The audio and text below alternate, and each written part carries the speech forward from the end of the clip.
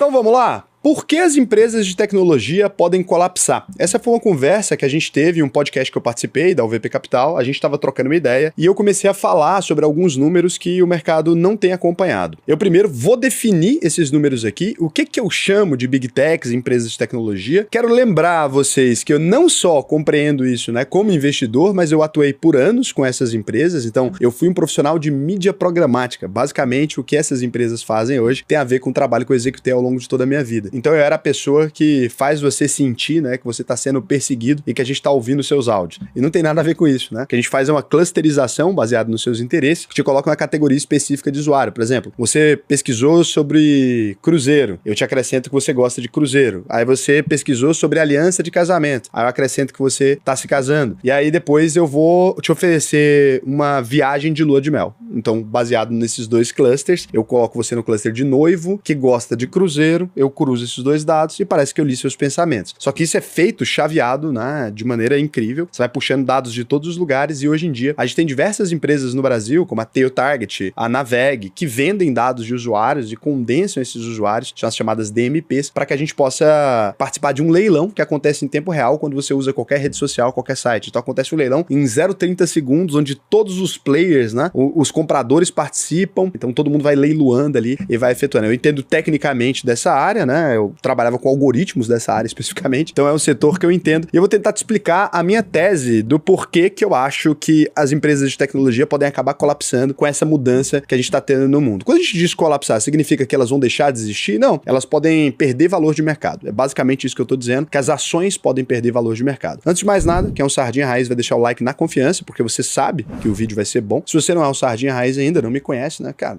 Segura sua mãozinha, considera deixar o seu like, se inscrever no canal, se você gostar do conhecimento que for transmitido aqui e tal. Nem todo mundo gosta, esse é um canal muito específico, esse é pra poucos, né? Um canal pra poucas pessoas. 1,2 milhões? Então, é pouquíssimos, né? Comparado que 7 milhões assistem, só 1,2 milhões se inscreveram. Tem alguma razão pra isso? Por quê? Porque eu sou chato. É basicamente isso. Vamos lá. Então, o que a gente tem aqui? Nos últimos anos, né, empresas como Apple, Google, Microsoft, Amazon, Meta e Tesla, elas explodiram em valor de mercado. Algumas delas são diferentes aqui daquilo que eu vou falar, mas elas utilizam mais ou menos a mesma fórmula e muitas delas foram puxadas aqui. E a Tesla, por exemplo, ou a Apple, elas acabaram sendo puxadas por essa ideia de misturar elas a Big Techs ali. Então o valuation delas, mesmo elas tendo que trabalhar com, vamos chamar de hardware, o carro e o iPhone, por exemplo, né, esses gadgets que a Apple lança, vamos considerar que elas acabaram sendo avaliadas mais ou menos como essas outras empresas, mesmo que elas tenham ali que entregar um produto físico, né? A Microsoft, ela não trabalha com hardware diretamente, tem parceiros como a Dell, etc, que trabalham, mas ela não trabalha ali com isso, ela trabalha mais com software mesmo. Então, a gente tinha lá nos Estados Unidos taxas de juros muito próximas do zero ali, uma expectativa de lucro futuro dessas empresas muito grande, né? Uma olhada para o passado que mostrava que elas só se valorizavam cada vez mais e tendiam a ser as maiores empresas do mundo. E hoje, elas têm uma dominância tão grande no S&P 500, é o índice que mede as 500 maiores empresas dos Estados Unidos, que elas são conhecidas como as Magnificent Seven, né? Ou seja, elas já representam mais de 30% do valor de mercado do próprio índice. Elas são tão pesadas dentro do S&P 500 que somadas essas empresas, então, equivale a 30% de todo o valor de mercado das 500 maiores empresas dos Estados Unidos. 30%, gente. A gente não tá falando aqui de 30% de 1 bilhão, né? 30% de trilhões de dólares. Elas condensaram literalmente quase todo o desempenho do índice. E se você remove elas do índice dos últimos anos, você vai ver que o S&P 500 praticamente não saiu do lugar, né? Quando a gente olha a economia de alguns países, a Apple tem um valor de mercado superior ao PIB de países inteiros, como por exemplo o Reino Unido, que não é um país pequeno, ou a Índia, que tá fabricando e se tornando a fábrica do mundo. Aqui eu quero te convidar para uma reflexão muito simples. Por mais que a Apple produza algo incrível, né? Eu considero que o iPhone, o MacBook e o ecossistema da App Store e até mesmo as séries que eles estão lançando proprietárias da Apple TV, considero que são sim produtos muito bons. Mas você me diria que esses produtos, né, eles deveriam valer objetivamente mais do que toda a economia da Índia, que é um dos países, que acho que é o terceiro ou quarto país em escala industrial, que está se tornando a indústria do mundo, que fabrica inclusive esses e outros produtos, né? Ali você está falando de uma população consumidora de 1 bilhão de pessoas que precisam comer, vestir, que precisam usar roupas, que precisam usar aparelhos tecnológicos, etc. Deveria a Apple valer mais do que a economia do Reino Unido e da Índia, gente? Do Brasil, ok, né? Vai lá, você pode até acreditar nisso. Estamos falando de 200 milhões de pessoas, ainda acho loucura. Mas deveria? É aqui que a gente começa a refletir se esses números, eles estão coerentes ou se a gente chegou na beira do delírio. E aí, o que eles vendem mesmo na prática? Quando a gente vai analisar, né, o que essas empresas, de modo geral, vendem, a gente tem que olhar aqui que é a Google, a Alphabet, por exemplo, ela tem 77% da receita dela vinda de anúncios, do YouTube e da pesquisa ali diretamente. Então, esses anúncios que você assistiu antes de começar esse vídeo, se você não paga o YouTube Premium, o restante vem do serviço de assinatura ou dos serviços agregados, né? O e-mail que eles cobram, ou o Google Drive que ele cobra para hospedar algum arquivo. Também tem aqui, né, o Android, o ecossistema, que existe um certo licenciamento, alguma coisinha nesse sentido. Mas você vê aqui que o grosso está simplesmente vindo de anúncios. Quando a gente olha para a Meta, que é dona do Facebook, do Instagram e do WhatsApp, a gente observa que 98% da receita da empresa é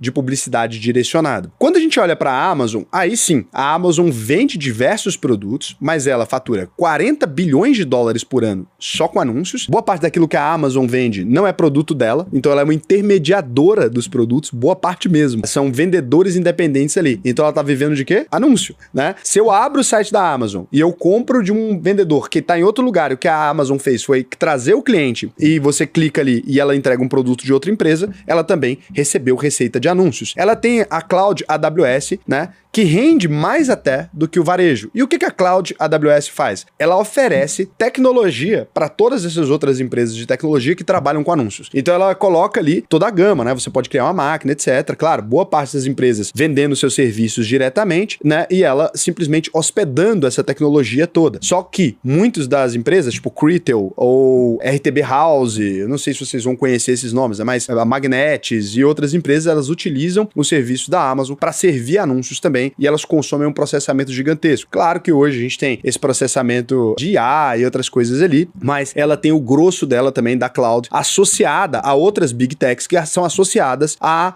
o petróleo atual, né, que é dados. Então, o tráfego de dados aqui também está embutido nisso. Não só a estrutura do negócio em si, como para quem ela vende também tem a ver com isso. Então, a gente também está relacionando. Na Microsoft, 90% da receita é vinculada a software, né, e serviços digitais. Eu acho que aqui ela é uma das empresas talvez mais sólidas, mas ela vai ser levada do mesmo jeito que ela foi puxada, como se ela estivesse vendendo a mesma coisa. Num eventual colapso, ela vai ser relacionada como se ela estivesse vendendo a mesma coisa, ainda que sejam serviços diferentes, porque ela está vendendo direto o produto final. Eu acho que ela seja, talvez, das empresas de tecnologia, talvez a mais segura, mas ela foi muito esticada em consequência também do resto das outras empresas se valorizarem. Já a Apple, né, ela ainda é hardware, 78%, só que calma que a gente vai chegar na final aqui numa conclusão interessante. Então, 78%, né, é isso, e os serviços digitais hoje correspondem a 22% e rendem mais margem, e ela também ganha muito dinheiro quando as pessoas têm que assinar um produto, etc, porque ela cobra taxas bem abusivas para você anunciar qualquer coisa na Apple Store, cerca de 30%, tanto é que serviços como Spotify, etc, optam por não vender assinaturas por meio da Apple Store por conta desses custos. E a Tesla, ela vende carro, na verdade, mas ela é tratada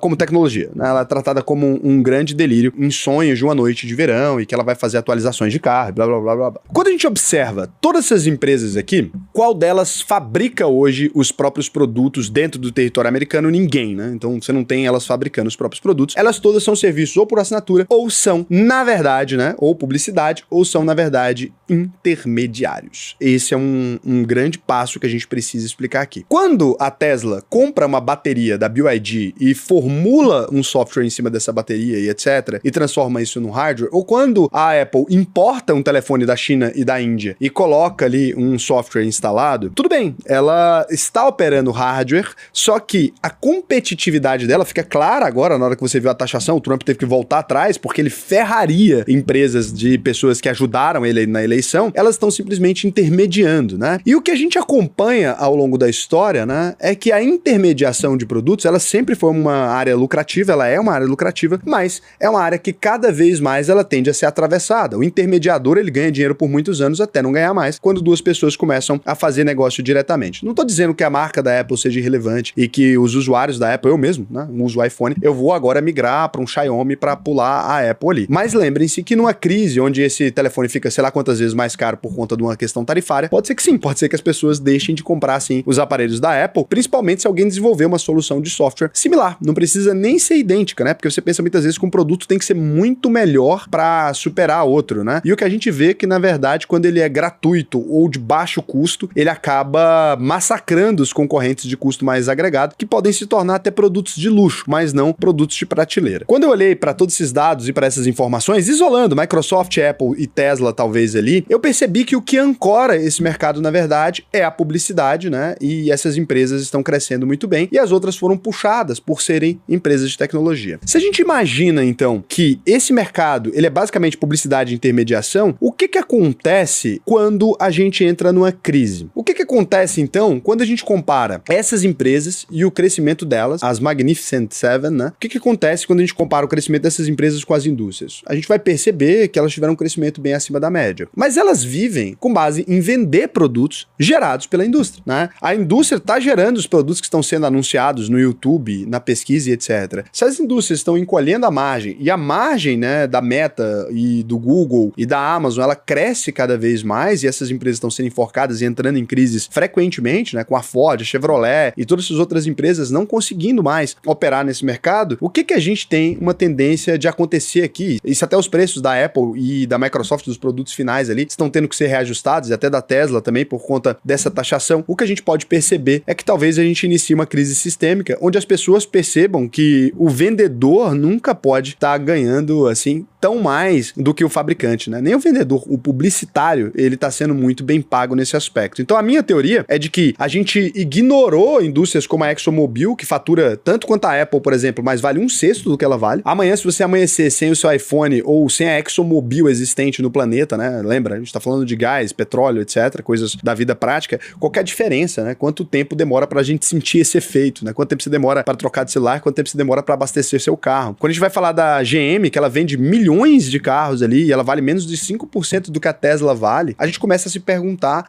se simplesmente ter essa palavra tecnologia na frente significa alguma coisa. Porque a tecnologia é o mercado que mais modifica, né? Quando a gente vai pra Johnson & Johnson, ela tem produtos estáveis, tangíveis, fez vacina, etc. E ela não tem essa evolução de mercado. Ela não está negociada nesses múltiplos. Então, quando a gente observa, eu vou mostrar pra vocês, eu acho que aqui vai ficar um pouco mais claro o que eu tô tentando falar. A Analytics, ela tem agora os indicadores de empresas estrangeiras na versão em português aqui. Então, nos indicadores da maneira como você costuma conferir, né? Vou mostrar algumas coisas pra vocês, talvez dê pra você entender o que eu tô dizendo aqui. Vamos pra Apple aqui, eu vou abrir Apple, né? Vou abrir Tesla, beleza. Vou abrir Microsoft. Não, vou abrir Google. Meta, vamos lá. Meta que eu acho que vai ser até mais emblemático, porque a Microsoft a gente ainda tá associando ela com a Dell, com a Samsung, que são empresas que estão vendendo esses produtos aqui, cara, tá em todo lugar, né? Não dá pra gente colocar no mesmo lugar. Eu vou colocar assim. E aí eu vou comparar pra vocês com empresas tipo ExxonMobil, é isso, a ExxonMobil Corp. Vou comparar com Johnson & Johnson, né? Johnson & Johnson. E aqui acho que a gente consegue entender. Então quando a gente vai pra Apple, a gente observa o PL dela, estão pagando 37 anos de lucro por cada ação que estão comprando. O PVP, 69.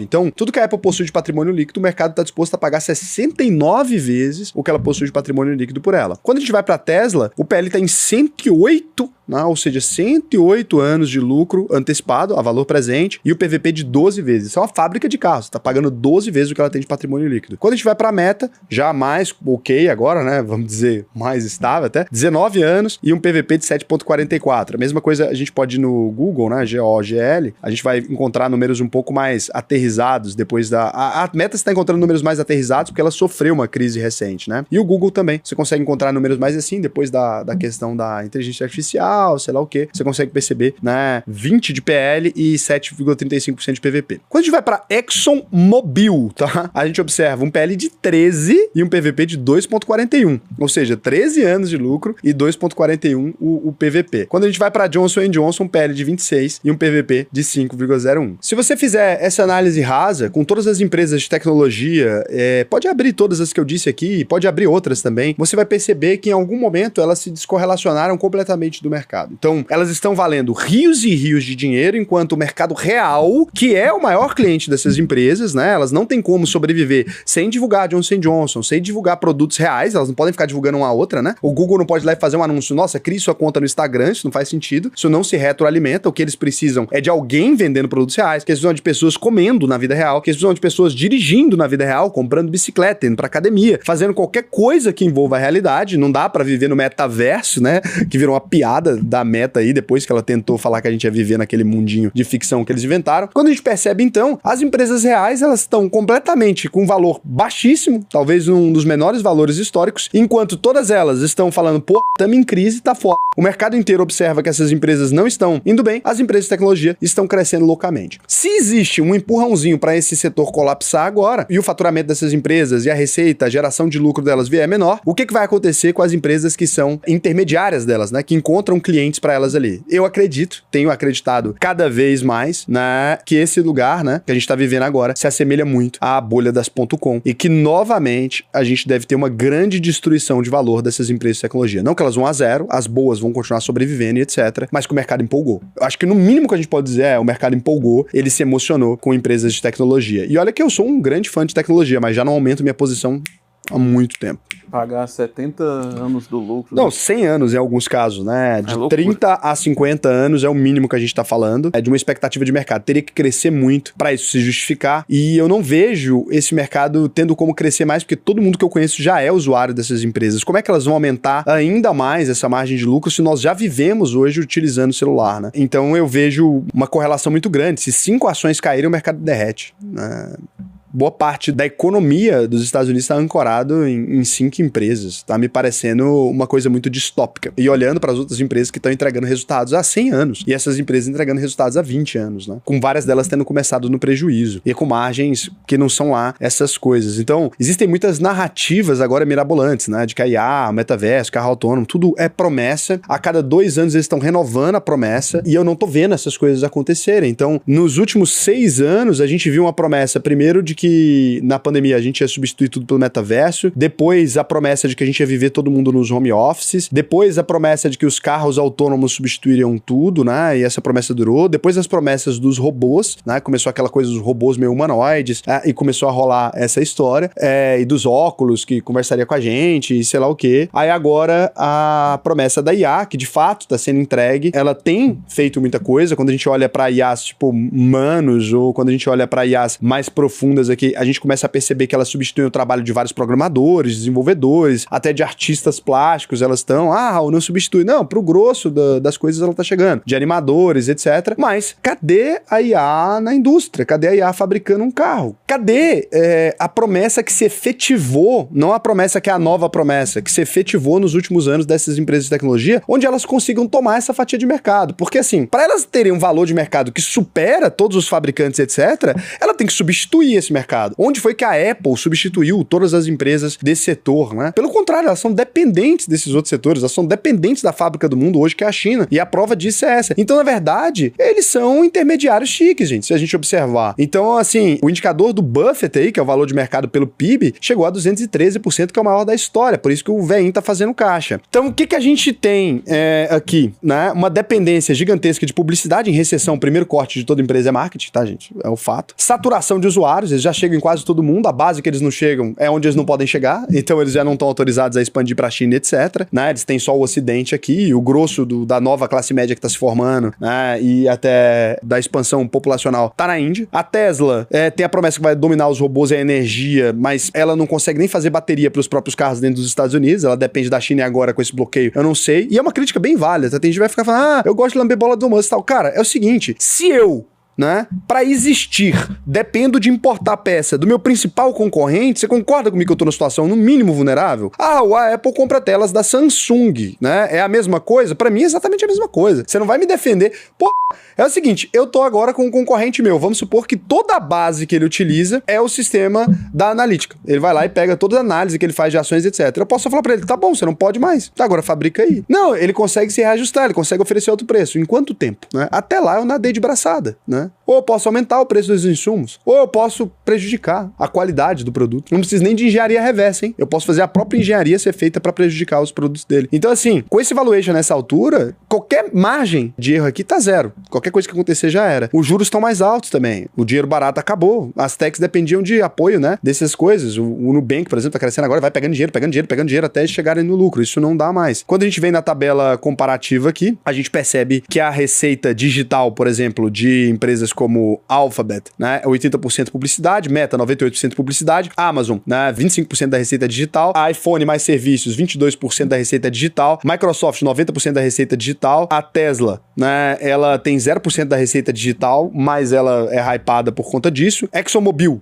0% da receita digital. GM, 0% da receita digital. Johnson & Johnson, 0% da receita digital. Então, o que eu estou dizendo aqui pra você não é que essas empresas vão quebrar, não é que o mundo vai destruir elas. O que eu tô dizendo é um convite à reflexão. Será que veremos até o ano de 2030 essas empresas na mesma posição que elas estão hoje, né? Eu, sinceramente, né, por conta até de seguir o diagrama do Cerrado, que é a metodologia que eu criei, que é muito voltada à tecnologia, na minha carteira já não me mandam comprar há anos. Já não me mandam comprar essas empresas há anos, porque as outras empresas apresentaram janelas bem melhores de oportunidade. Então eu tô observando muito mais o mercado real, tô me posicionando muito mais no mercado real. Decidi gravar esse vídeo agora, porque essas empresas estão hypadas e acho que vão ganhar muito dinheiro ainda. Eu não quero aproveitar quando elas estiverem caindo para falar que elas vão cair, né? Então acredito que é um cenário que vai acontecer, não sei se hoje, amanhã, não sei por quanto tempo Donald Trump e os colegas conseguem segurar isso, talvez os próximos presidentes, etc. Espero estar errado nesse aspecto aqui, eu não gostaria de estar certo, mas acredito que a gente está diante, né, de um grande paradigma que em breve pode ser destruído. Então eu gostaria que vocês compreendessem isso, comenta aqui se você concorda comigo ou discorda. Mas com essa informação,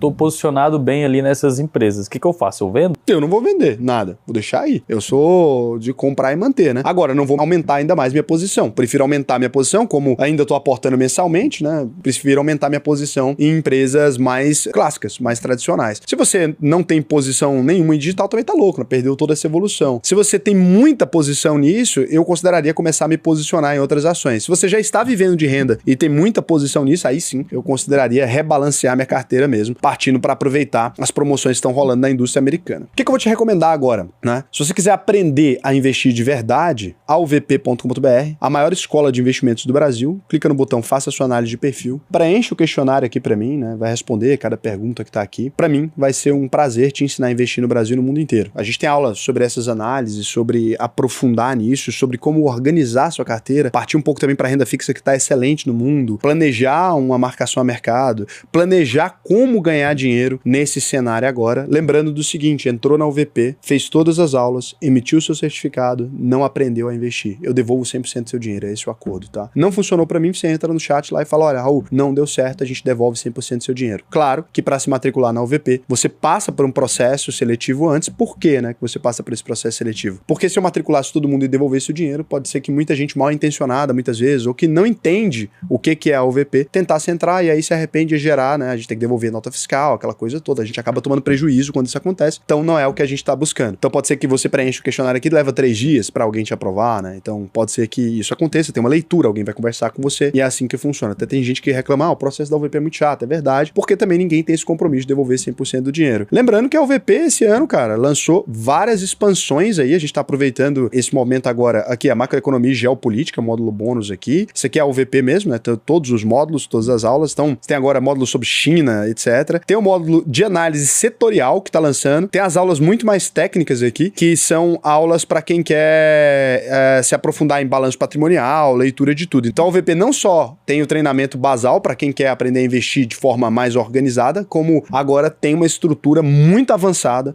com aulas que são excepcionais. E esse ano também a gente deve lançar muito mais novidades, né? Eu sempre posto lá na comunidade, todo mês aqui, basicamente toda semana, na verdade, né? A gente posta aqui novidades quentes da UVP aí e a gente tá cada vez mais novidades. Aqui, por exemplo, são só as coisas, a nova aula de previdência, módulo, geopolítica, aula de IR, que previsão para dia 20 agora, a gente refez o sistema de IR para facilitar a declaração. Então, realmente é a solução mais completa, que nunca para de se atualizar, é uma coisa muito legal e acho que vale a pena você entrar aí para conferir, se você tem interesse em se aprofundar nos investimentos, né? E eu vou verificar aqui agora se vocês não fizeram nenhuma pergunta. Manuele, a questão é, quem está por trás dessas imposições do Trump? Boa pergunta. Os Estados Unidos estão testando em busca de oportunidades de forma aleatória ou planejada? Será que é tiro no pé ou prenúncio de um plano visando um grande benefício posterior? Não sei, ninguém sabe. Mas não acredito que um país como os Estados Unidos vai realmente fazer essas intervenções a nível global sem buscar conhecer a estrutura socioeconômica de cada nação envolvida. Eles sempre fizeram isso, né? O fato dos Estados Unidos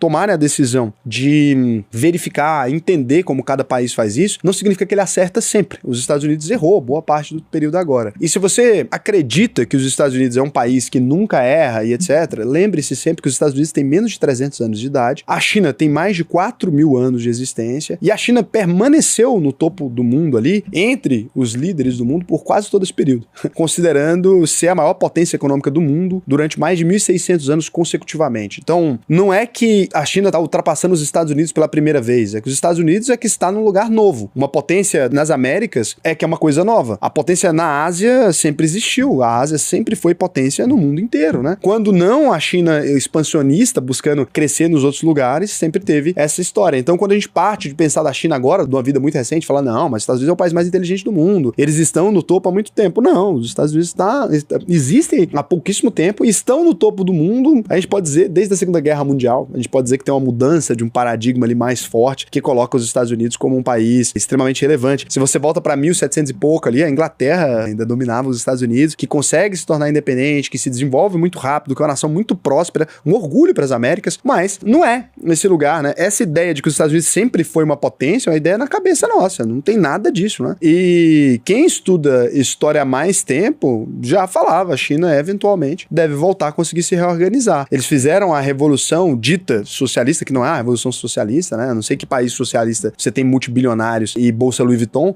Quando a gente parte para esse momento, eles fizeram essa revolução com características de controlar determinadas áreas da economia e que economicamente funcionou muito. Você pode questionar o quesito de liberdade, etc., mas economicamente funcionou muito. Os Estados Unidos estão se sentindo acuados pelo crescimento da China e até de outros países como a Índia? Sim, obviamente, né? Eles estão falando já sobre isso. São muitas questões, exato. É um problema muito mais profundo, mas não resuma essa ideia de como se os Estados Unidos fosse uma potência e que ela não pode ser substituída jamais por outro país, como se, tipo assim, fosse o lugar natural dos Estados Unidos permanecer no topo do mundo. Não tem nada de natural nisso, não tem nada de extraordinário nos Estados Unidos nesse sentido de que é insubstituível e nenhum outro país mais pode ganhar. Todas as potências do mundo, né? Até o Império Romano caiu, né? O Império Mongol de expansão gigantesca caiu, o Egito caiu. Então, assim, toda a potência que a gente viu no mundo até hoje, ela caiu. Vai te lembrar aí o soneto de Shelley, né? Não sei se vocês já ouviram o soneto de Shelley. Encontrei um viajante vindo de uma antiga terra, que me disse: duas imensas e destroncadas pernas de pedra